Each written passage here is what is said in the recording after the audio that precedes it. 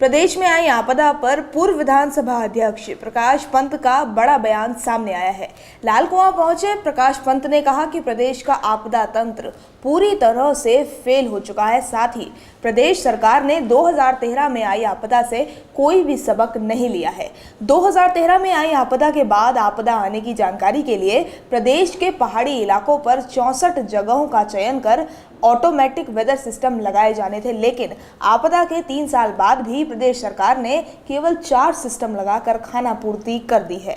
इस समय जो मानसून है और मानसून का जो पहला आगाज हुआ है, उसी आगाज ने राज्य के आपदा प्रबंधन तंत्र को खोल के रख दिया है, उसकी पोल खोल दी है। आप ये देखेंगे कि 2013 में जब आपदा आई थी, अनेकों विषय निकल करके आए थे और ये विषय आया था विशेष तौर पर कि राज्य के अंदर आपदा प्रबंधन तंत्र को मजबूत किया जाना चाहिए।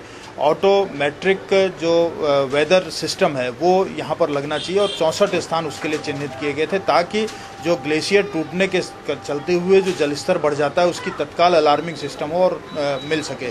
लेकिन उन 64 स्थानों में से 4 स्थानों पर केवल आज की तिथि पर ऑटोमेट्रिक वेदर सिस्टम बना हुआ है और 60 ही स्थानों पर जो लगना चाहिए था वो नहीं लगा।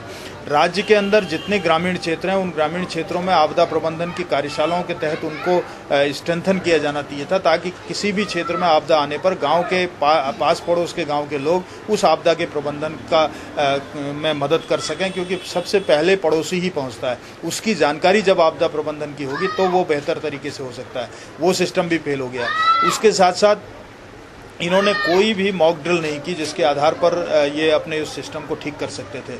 आज ग्लेशियरों की संख्या जो 1800 से अधिक ग्लेशियर हैं, उन ग्लेशियरों के तहत जो नदियों का जलस्तर बढ़ रहा है लगातार, ये अभी जिस समय पश्चिमी विक्षोभ के चलते हुए आपदा आने की संभावना 90 दिन तक और बताई गई है। ऐसी स्थिति में हमारे पास कोई ऐसा तंत्र नहीं है। सिस्टम पूरी तरह से लाचार साबित हुआ है, जो बहुत दुर्भाग्यपूर्ण पक्ष है और सरकार को इसकी जिम्मेदारी लेनी चाहिए। देवभूमि न्यूज़, हल्द्वानी।